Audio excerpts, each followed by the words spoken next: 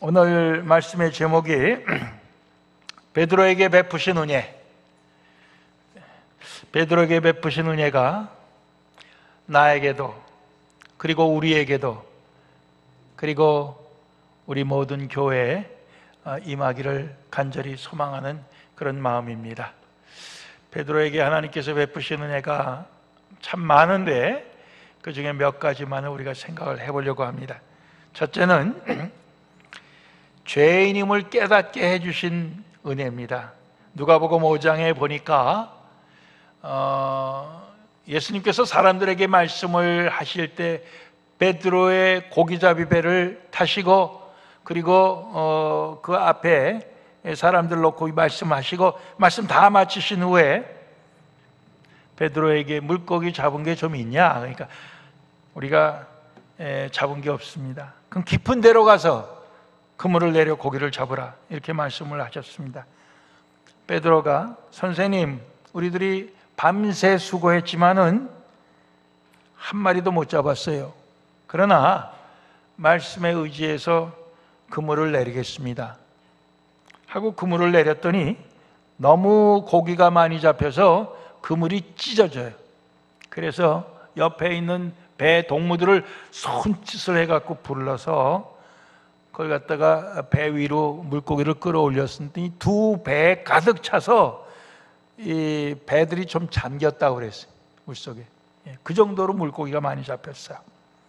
시몬 베드로가 이것을 보고 예수님의 무릎 아래 엎드렸습니다. 그리고 이렇게 말합니다. 주여, 나를 떠나소서, 나는 죄인이로소이다. 저 같으면 그렇게 하지 않았을 것 같아요. 주여, 이제는 우리와 함께 삽시다. 물고기 잡을 때마다 여기 내려라 저기 내려라 우리에게 가르쳐 주시옵소서. 그러면은 그때마다 이렇게 물고기가 많이 잡힐 거 아니겠습니까? 그러면서 주님을 붙잡고 늘어졌을 것 같아요. 근데 베드로가 주여, 나를 떠나소서, 나는 죄인입니다, 이렇게 얘기합니다. 나 같은 죄인이 주님, 어떻게 나하고 함께 있을 수 있습니까? 주님, 나를 떠나소서, 이렇게 고백을 했어요. 여러분들, 우리 신앙생활 이제까지 하면서 나는 죄인입니다, 그렇게 주님 앞에 고백한 적이 있는 분 한 분 손 들어보세요. 나는 죄인입니다. 한 번도 안 해보신 분들이 많이 있군요. 손 안 든 분들은 뭡니까? 기억이 안 나는 겁니까? 우리가 신앙생활을 오래 하면서 나는 죄인입니다, 이런 고백을 한 번도 안 하고 교회 생활을 하는 경우도 있습니다. 설교 시간에 우리는 죄인입니다, 그러면 목사님 무슨 죄를 졌지? 나는 아닌데, 이렇게 생각하는 사람이 있다고요. 나는 죄인입니다, 이렇게 고백할 수 있는 것이 하나님의 은혜입니다. 하나님의 은혜예요. 내가 죄인됨을 깨닫는 것이 하나님의 은혜예요. 베드로가 받은 은혜 가운데 나는 죄인입니다, 이렇게 고백할 수 있었던 은혜, 그게 어떻게 보면은 성경에 나오는 첫 번째 그가 받은 은혜가 아닌가, 이렇게 생각을 해봅니다. 예수님께서는 그의 말대로 너는 죄인이니까 나는 너를 떠나겠다, 이렇게 하셨습니까? 아니에요. 무서워하지 말라, 이제 후로는 내가 사람을 취하리라. 내가 이제까지는 물고기를 취했지만 이제는 사람을 취하리라, 사람을 구원하리라, 그렇게 말씀하셨어요. 그래서 모든 것을 버려두고 예수님을 따라갔습니다. 베드로가 받은 은혜예요. 두 번째, 지난 주일날 황인철 목사님이 설교하신 내용입니다. 너희는 나를 누구라고 하느냐? 예수님이 질문하셨을 때 시몬 베드로가 대답하기를 주는 그리스도시요 살아계신 하나님의 아들이십니다. 정답을 말했어요. 예수님이 요한의 아들 시몬아 내가 복이 있구나, 이것을 내게 알게 한 이는 내 혈육이 아니고 하늘에 계신 내 아버지시다, 이렇게 말씀하셨어요. 우리는 이것을 베드로의 신앙 고백이라 이렇게 얘기합니다. 예수님은 그리스도, 우리의 구주십니다. 살아계신 하나님의 아들이십니다.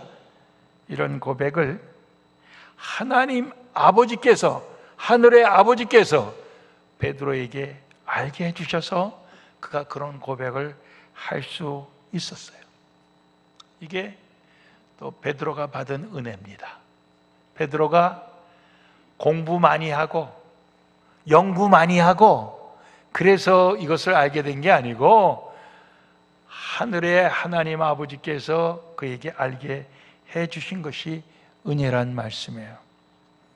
오늘 우리도 예수님을 우리의 구주, 그리스도, 우리의 구주시요 우리의 삶의 주인이십니다, 이렇게 고백할 수 있는 것은 그건 하나님의 은혜예요. 베드로에게도 그것이 은혜였듯이 오늘 우리가 그렇게 고백할 수 있다는 거 하나님의 은혜입니다. 예수님께서 베드로에게 너는 베드로라, 본래는 게바라는 이름이 있었어요. 근데 베드로라, 베드로가 그 말 뜻이 반석이라는 뜻이에요. 예. 내가 이 반석 위에 내 교회를 세우리니 음부의 권세가 이기지 못하리라. 베드로를 반석이라고 하시면서 반석된 베드로 위에 내 교회, 예수님의 교회를 세우리니 음부의 권세, 지옥의 권세가 이기지 못하겠다, 이런 말씀 주셨어요. 엄청난 축복이에요. 엄청난 영광입니다. 뿐만 아니라 천국 열쇠를 내게 주겠다. 내가 땅에서 이 천국의 열쇠를 갖고 열면은 하늘에서도 열리고 이걸 닫으면은 하늘에서도 닫힐 것이다, 이렇게 말씀하셨어요. 엄청난 영광입니다. 예? 베드로가 사람들 하나하나 보면서 천국 열쇠를 갖고 그 사람에게 열어주면은 그 사람은 천국 가는 거고 잠그면은 그 사람은 천국 못 가는 거예요. 엄청난 거죠. 그래서 그 천국 열쇠가 지금은 누가 갖고 있습니까? 저 바티칸에 로마 교황이 갖고 있는 거죠. 근데 여러분들 정말 예수님께서 베드로에게 열쇠를 만들어 갖고 줬을까요? 그건 아니죠. 그건 아니에요. 이거는 어디까지나 베드로의 그 신앙 고백이 그만큼 의미가 있다는 거예요. 같은 신앙 고백을 하는 사람들은 천국에 들어가는 것이고 그 신앙 고백을 할 수 없는 사람들은 천국에 못 들어가는 그런 말씀으로 우리는 해석합니다. 베드로에게 예수님께서는 이런 큰 은혜를 베풀어 주셨어요. 오늘 우리가 읽은 말씀은 바로 그 다음에 나오는 내용입니다. 이때로부터 예수 그리스도께서 자기가 예루살렘에 올라가, 우리 번역에는 올라가 그렇게 되어 있지만 올라가야만 하고 must라는 말이 거기 있어요. 장로들, 대제사장들, 서기관들은 율법의 선생님들이에요. 그들에게 많은 고난을 받고 죽임을 당하고 제3일에 살아나야 할 것을 제자들에게 비로소 가르치시니 그랬습니다. 근데 우리말에는 그냥 이렇게 되어질 일을 예수님이 말씀하신 것처럼 되지만 그렇게 내가 앞으로 해야만 한다, 내가 죽어야만 한다, 예루살렘에 올라가야만 한다, 죽어야만 한다, 그리고 다시 제3일에 다시 살아나야만 한다, 그렇게 말씀하신 거예요. 제자들에게 처음으로. 그랬을 때 베드로가 예수를 붙들고 딴 데로 끌고 갔습니다. 그리고 꾸짖었어요. 영어 성경에는 rebuke라는 말 썼어요. 예수님을 꾸짖었습니다. 예수님, 그리 마옵소서. 이 일이 결코 주께 미치지 못하리이다. 그러니까 예수님은 반드시 이 일이 이루어져야 된다 말씀하셨는데, 베드로는 이 일이 절대로 이루어질 수 없습니다. 이루어져서는 안 됩니다. 이렇게 예수님을 막 꾸짖으면서 말을 했다는 거예요. 우리는 이미 그 결과가 어떻게 되고 그런 걸 다 아니까 우리는 베드로가 잘못했구나, 우리 그러고 넘어가요. 그렇죠? 그렇게 넘어갑니다. 그러나 이걸 그렇게 간단하게 넘어가지 말고, 내가 베드로였다고 생각해 보시고, 베드로가 왜 그런 말을 했을까 한번 좀 이해해 보려고 노력하면 더 좋을 것 같아요. 자, 베드로가 예수님을 3년 동안 같이 따라다니면서 같이 먹고 자고, 예수님 하신 말씀 듣고, 예수님이 행하시는 많은 기적을 옆에서 다 목격하고 했던 사람 아닙니까? 그렇죠? 그리고 여기에 나오는 예수님을 고통스럽게 하고 또 예수님을 죽게 하려고 하는 대제사장이나 그 당시의 장로들이나 또 율법 선생들이나 이런 사람들이 예수님을 계속해서 반대하고 괴롭히는 거 옆에서 다 봤죠. 예? 다 봤을 때 베드로가 그 사람들에 대해서 어떤 생각했겠어요? 저 나쁜 놈들, 예? 우리 예수님을 몰라보고 저 예수님을 부인하고 예수님을 거부하는 저 나쁜 놈들, 그렇게 생각 안 했겠어요? 그리고 그런 자들에게 이제 죽임을 당한다, 이런 말을 들었을 때 베드로가 피가 끓었을 거예요. 왜 그렇습니까? 예수님 그러시면 안 된다 이거예요. 예? 예수님 병자도 고치고 귀신도 다 내어쫓고 심지어 죽은 사람까지 살리던 예수님께서 뭐가 부족해서 그 사람들에게 그런 고통을 받아야 됩니까? 그 사람들에게 죽임을 당해야 됩니까? 절대로 이런 일이 일어나서는 안 됩니다.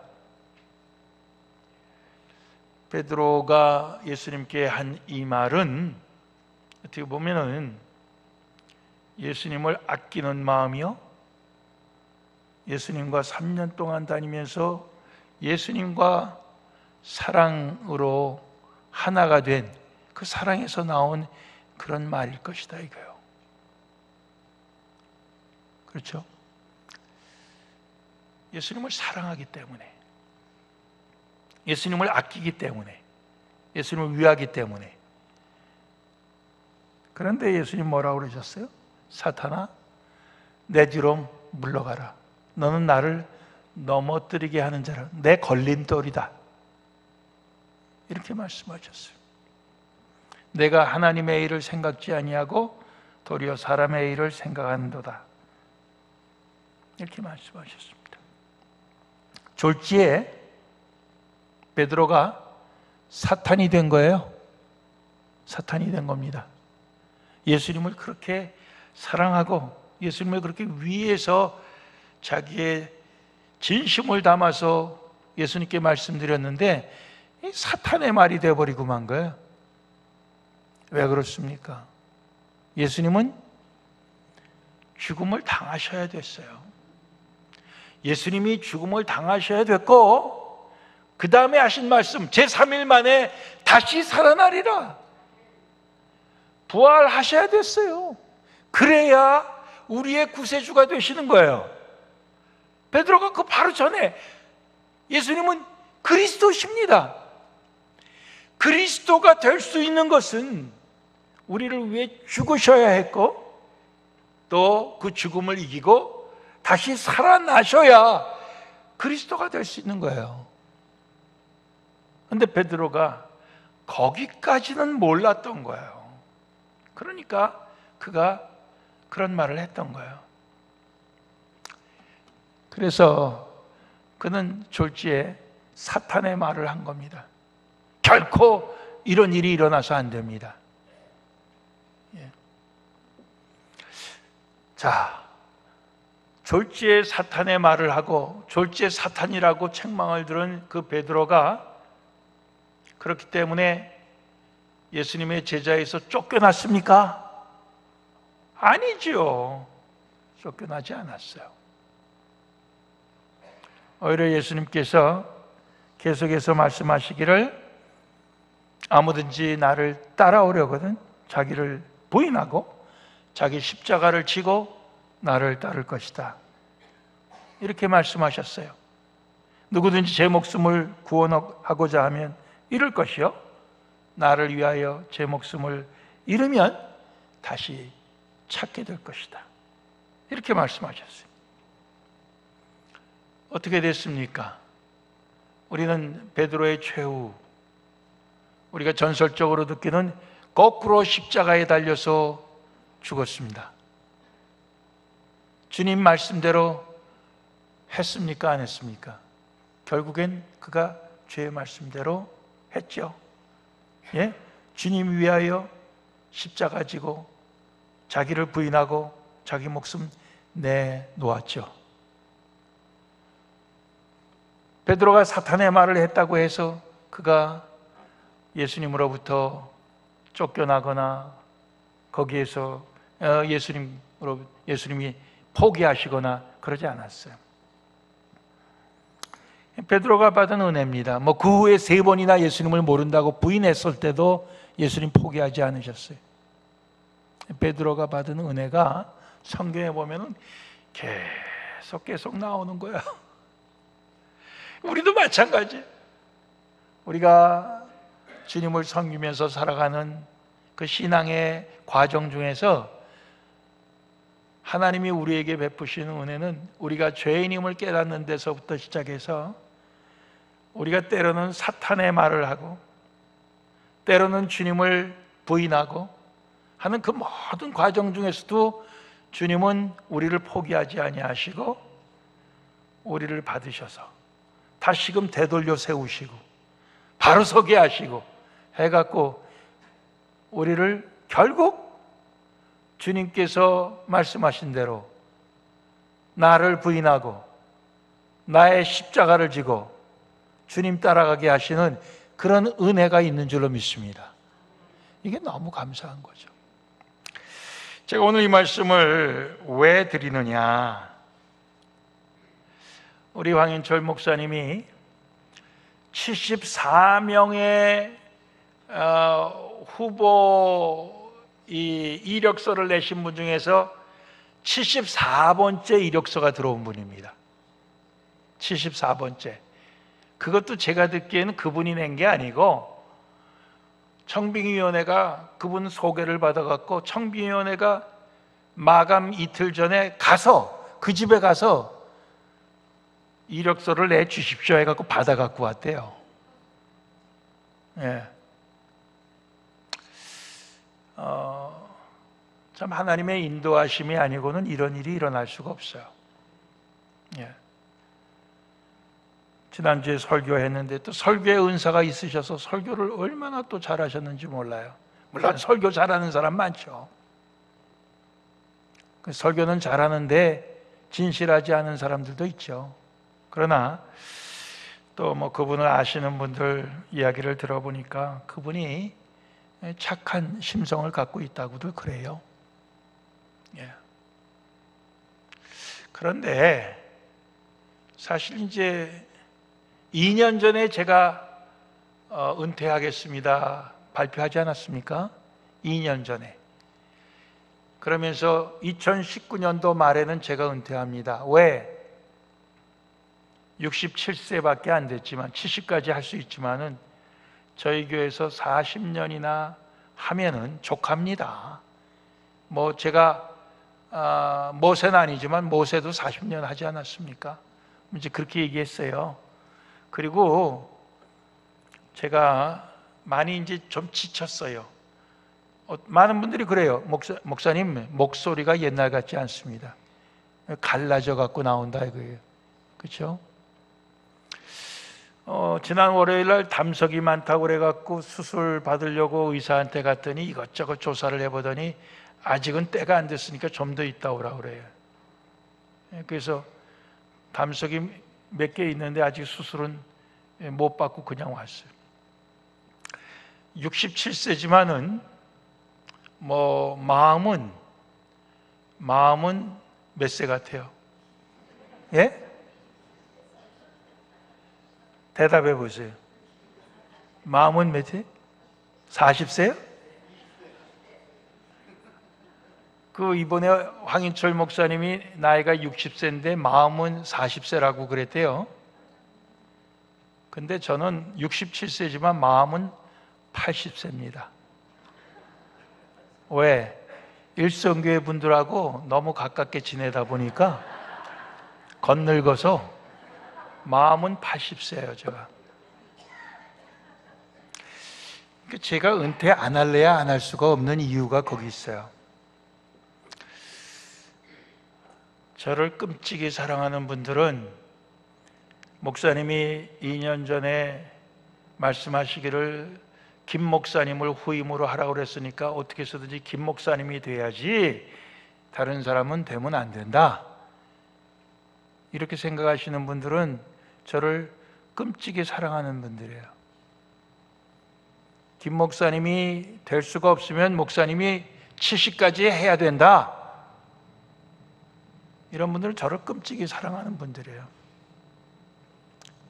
그분들이 이번 우리 다음 주에 공동회의 할 때 나는 노 목사님 아니면 안 된다, 그러니 누가 오더라도 나는 무조건 반대할 거다, 이게 제가 성경에서 뭐하고 비슷한가 찾아보니까 베드로가 한 말하고 똑같아요.